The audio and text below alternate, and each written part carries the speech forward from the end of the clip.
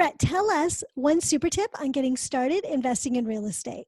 Yeah, find a mentor and or join an amazing company who can train you. For me, it was Marcus and Millichap. I had mentors, multiple mentors, and some of the best training on investment real estate. But it may not be. You may not have to be brokerage for full time. There's tons of conferences, tons of podcasts like Monica's podcast.